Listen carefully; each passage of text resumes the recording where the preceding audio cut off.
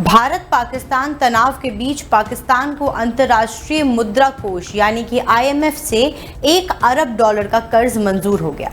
इस बात की जानकारी पाकिस्तान के प्रधानमंत्री शहबाज शरीफ के कार्यालय के सामने आई जानकारी के मुताबिक अंतर्राष्ट्रीय मुद्रा कोष ने शुक्रवार को पाकिस्तान को मौजूदा एक्सटेंडेड फंड फैसिलिटी के तहत लगभग $1 अरब की तुरंत किश्त जारी करने की मंजूरी दे दी। इस बारे में पाकिस्तान के प्रधानमंत्री की ओर से जारी बयान में कहा गया कि आईएमएफ से पाकिस्तान को $1 अरब की किश्त को मंजूरी मिलना भारत की दबाव बनाने की रणनीति की असफलता है। मालूम हो कि भारत ने शुक्रवार को पाकिस्तान को 2.3 अरब अमेरिकी डॉलर का नया ऋण देने के आईएमएफ के प्रस्ताव का विरोध किया और कहा कि इस धन का दुरुपयोग राज्य प्रायोजित सीमा पार आतंकवाद के लिए किया जा सकता है। भारत ने इसका विरोध किया और आईएमएफ की महत्वपूर्ण बैठक में मतदान से परहेज किया। भारत ने कहा कि पाकिस्तान इस फंड का यूज सीमा पार आतंकवाद के लिए कर सकता है। भारत ने यह भी कहा कि सीमा पार आतंकवाद को बढ़ावा देने वाले पाकिस्तान को लगातार पुरस्कृत करने से वैश्विक समुदाय को एक खतरनाक संदेश जाता है। इससे फंडिंग करने वाली एजेंसियों और दाताओं की प्रतिष्ठा भी जोखिम में पड़ती है तथा वैश्विक मूल्यों का मजाक उड़ता है। इस पर ओवैसी ने भी अपनी प्रतिक्रिया दी है।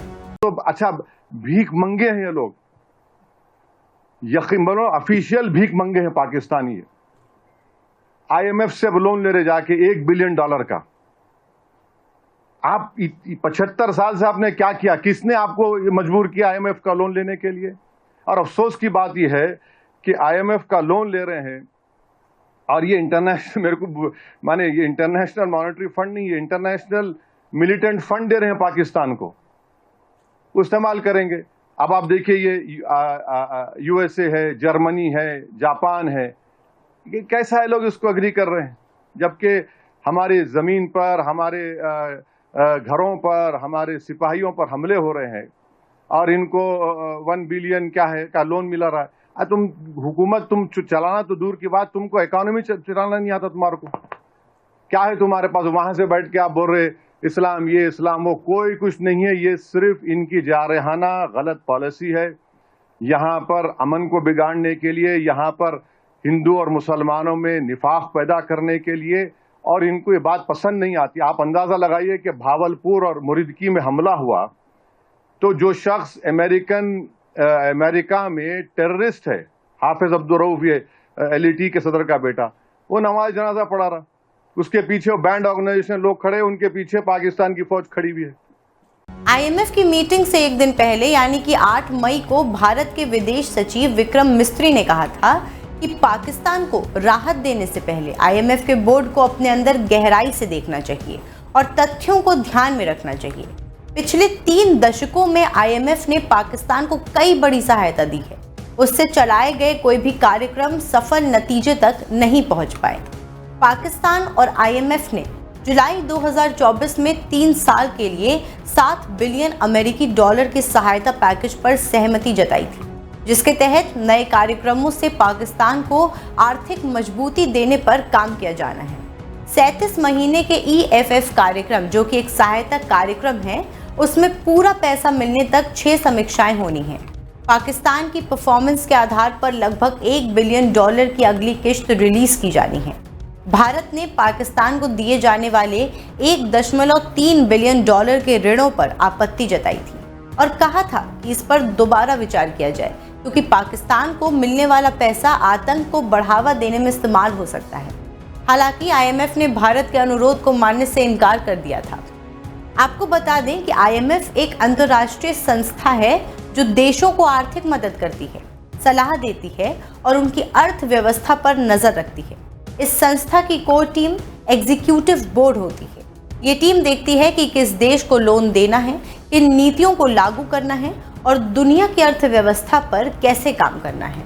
इसमें 24 सदस्य होते हैं, जिन्हें कार्यकारी निदेशक कहा जाता है।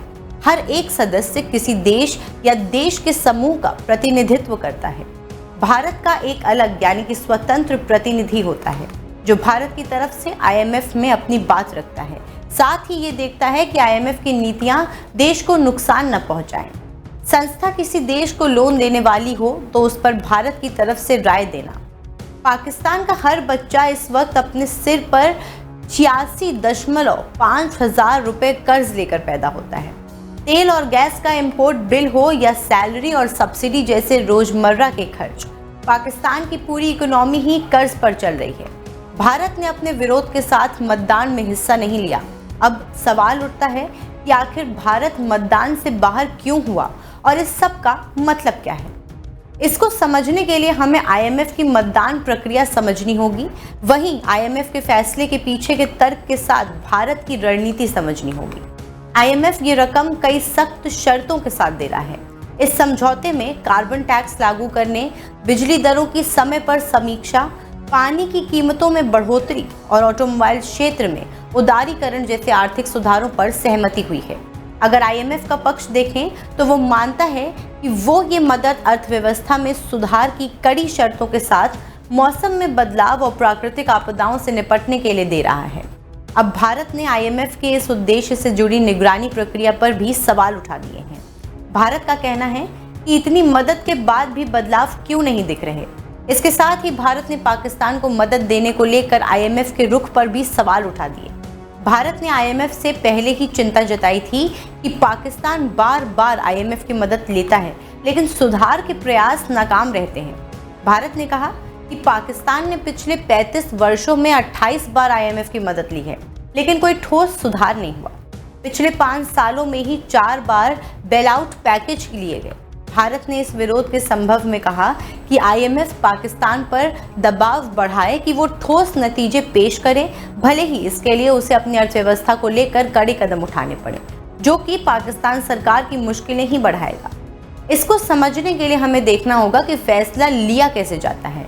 आईएमएफ बोर्ड में 25 निदेशक होते हैं जो 190 देशों का प्रतिनिधित्व करते हैं।